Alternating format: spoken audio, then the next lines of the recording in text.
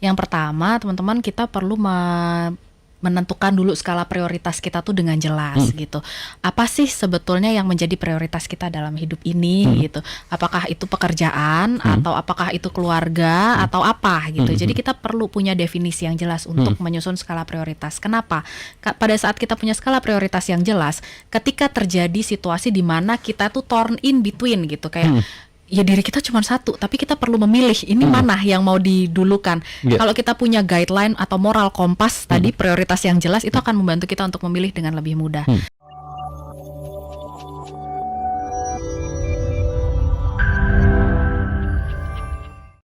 Apa sih sebenarnya cara-cara yang bisa kita lakukan, Kak Vivi? Oke, ini mungkin aku bisa share 3 tips gitu ya. Gimana sih caranya kita bisa mengupayakan untuk work and life balance.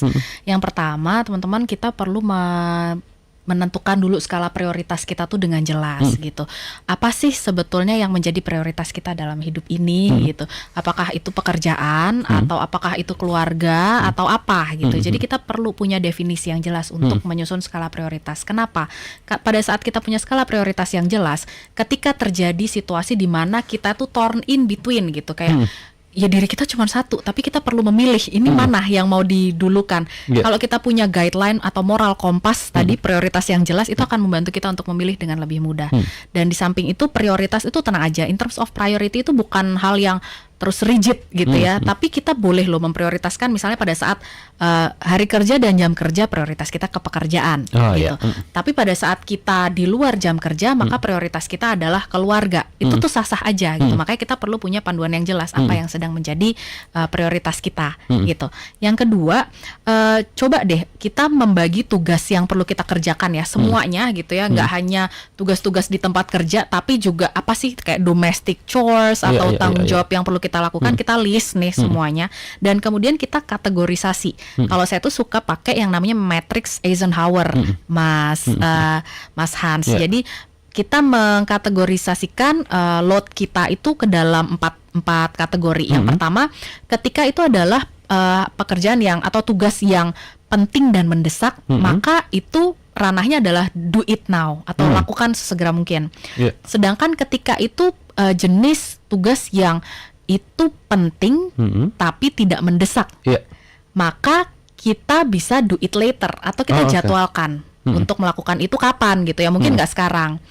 Nah, sedangkan kalau ada jenis pekerjaan yang dia ranahnya adalah dia mendesak tapi nggak penting, mendesak tapi nggak penting buat kita, mungkin kita bisa pertimbangkan untuk delegasiin pekerjaan itu. Kayak contohnya nih, ini mendesak tapi nggak penting, kayak misalnya do laundry gitu. Jadi kalau misalnya ya kita nggak punya baju kan juga nggak mungkin ya, tapi kita coba bisa delegate itu dengan cara pakai jasa yang bisa ngelondrin itu, atau bersihin rumah pakai jasa yang bersihin rumah gitu. Jadi ada, kita tuh nggak harus mengerjakan semuanya sendiri kok. Kita tuh boleh delegasiin ke orang lain.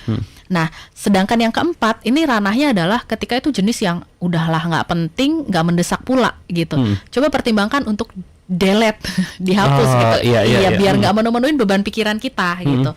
Karena kan kalau kita nggak tahu persis ini masuknya ranah mana sih, jangan-jangan kita banyak menghabiskan waktu dan energi kita itu untuk melakukan hal-hal yang sebetulnya nggak penting dan nggak mendesak gitu.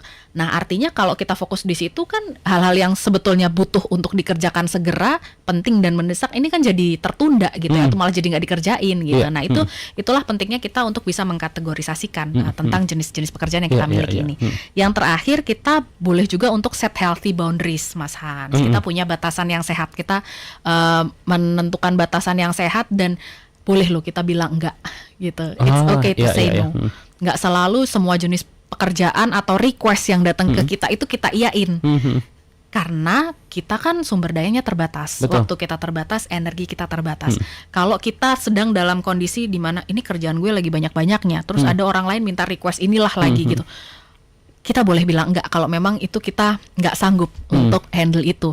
Di sisi lain, ya kadang itu yang bikin maksudnya gini, bilang enggak juga kadang ada tekniknya Iya, gitu. iya, iya, Kan iya. kita enggak serta-merta enggak aku males gitu. Ya itu lu bikin public enemy. Nah, tapi kan bisa aja gitu caranya Iya, kayak iya, iya. mungkin nggak sekarang ya, atau aku kebetulan lagi full. Boleh nggak aku arahin kamu untuk ke siapa yang sekiranya bisa bantuin kayak gitu-gitu. Iya, iya, Jadi iya, iya. it's okay to set healthy boundaries, it's okay to say no kayak gitu. Mungkin secara umum sih gitu ya, Mas Iya, Hans. iya, iya. Ini menarik, poin terakhir, berani say no sama pekerjaan maupun orang-orang yang mungkin lagi nggak ngerti load kita seperti apa.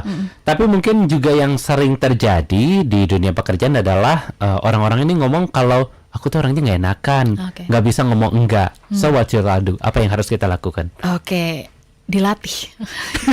Gimana ya? Orang yang nggak enakan itu nggak serta-merta begitu biasanya. Mungkin biasanya sih ada latar belakang apa ya namanya baggage, atau mungkin ada pengalaman traumatik di masa lalu yang bikin dia akhirnya belajar bahwa it's not safe to say no. Iya. Gitu. Jadi perlu dilatih gitu dengan pelan-pelan enggak gitu, nggak apa-apa kok untuk kita memprioritaskan diri kita sendiri. Iya. Misalnya nih ajakan hangout gitu, yuk hangout. Aduh, tapi ini aku lagi nggak punya energi buat Iya, hangout. iya. Kalau kita tetap mengiyakan, kita berada ikut di hangout itu kita juga nggak nyaman Iya, iya, sebetulnya. betul. Tapi di sisi lain, kalau kita menolak, sebetulnya kita juga nggak nyaman juga mungkin kalau nggak terbiasa Iya, bilang iya, enggak. iya. At the end of the day, dua-duanya nggak nyaman, kan? Jadi iya, ya udah, iya. you choose gitu, pilih nggak nyaman mana yang masih bisa kamu tolerir, Iya. gitu.